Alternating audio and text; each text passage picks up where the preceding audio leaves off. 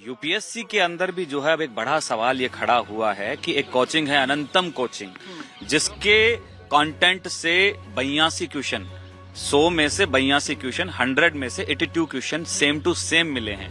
मुझे लगता नहीं इतिहास में कभी ऐसा हुआ है कि एक ही कोचिंग के कंटेंट से जो है 82 क्वेश्चन मिले हैं।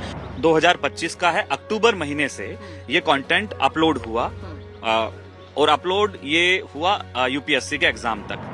एग्जाम होता है 24 मई को, 26 मई को यही कोचिंग अपने ही उस कंटेंट को जो है अपडेट करती है। तो ये बड़ा सवाल है कि अपडेट करने की कहां जरूरत पड़ी। आपके 82 क्वेश्चन आए हैं तो आप डरे हुए क्यों हैं, आप सामने क्यों नहीं आ रहे हैं। कोचिंग के ऊपर एसओजी जांच कर रही है। मैं ये दावे के साथ कह सकता हूं कि दाल में काला नहीं, बहुत कुछ काला है।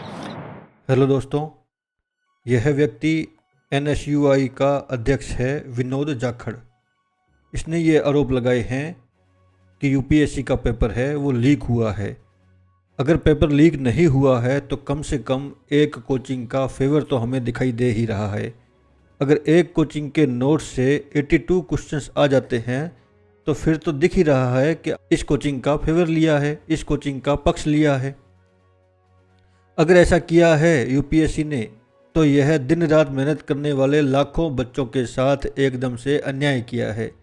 जो ये राजेंद्र नगर में विरोध चल रहा है ना, वो एकदम सही चल रहा है। ये पेपर लीक का मामला कहाँ जाके रुकेगा कोई समझ में नहीं आ रहा, कुछ भी पता नहीं चल रहा। जिस तरह से देख रहे हैं कि पेपर इतना हार्ड था, उसके पीछे की कड़ियाँ अब जुड़ती हुई दिखाई दे रही है। अब पता चल रहा है कि इतना पेपर हार्ड आने के बावजूद यह कट ऑफ है वो थोड़ी सी ज़्यादा क्यों लग रही है। बहुत सारे लोगों को किस तरह से बाहर कर दिया गया है। तो इस एनएसयूआई अध्यक्ष ने एकदम सही आरोप लगाए हैं और ऐसा लग भी रहा है कि कट ऑफ बहुत ज़्यादा ऊपर चली गई है, जिसके कारण बहुत सारे लोग जो अपने आप को अंदर मान रहे थे वो भी बाहर हो गए हैं।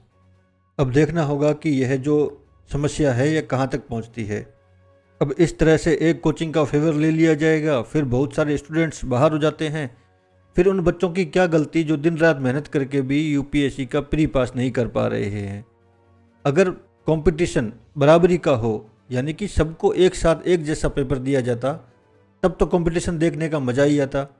अब बाकी कोई भी कोचिंग नहीं आई है जो कह रही हो कि हमारे कोचिंग के नोट्स से क्वेश्चन आया है। एक भी क्वेश्चन मिलाने के लिए कोई कोचिंग तैयार नहीं है, क्योंकि आया ही नहीं।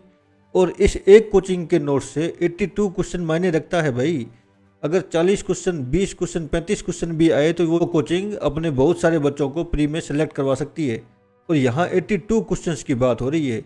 अगर ना करते भी अगर यहाँ से कोई 30-35 क्वेश्चन पढ़ के गया है तो उसका तो प्री हो जाएगा। तो इस तरह से देखेंगे तो ये आरोप तो बहुत बड़े हैं। यूपीएससी को कम से कम सामने आना चाहिए और बताना चाहिए कि ये कैसे हुआ है, ये कैसे है। क्योंकि यहाँ एक बच्चे की, 2 बच्चे की, 5 बच्चों की बात नहीं हो रही है। यहाँ 10 लाख लोग फॉर्म भरते हैं तो 10 लाख फॉर्म के पीछे 10 लाख परिवार शामिल होते हैं और उन 10 लाख परिवारों के साथ में उनका पूरा समाज चलता है। एक व्यक्ति फॉर्म भरता है तो उसका पूरा समाज ये देखता है कि इनका बच्चा है वो यूपीएससी की तैयारी कर रहा है। और फिर ऐसे आरोप लग जाते हैं। अगर पेपर लीक हो जाता है, अगर ऐसे किसी कोचिंग का फेवर ले लिया जाता है तो ऐसे सभी समाजों के साथ में भी, ऐसे सारे समाज हैं उनके साथ भी ये अन्याय हो रहा है।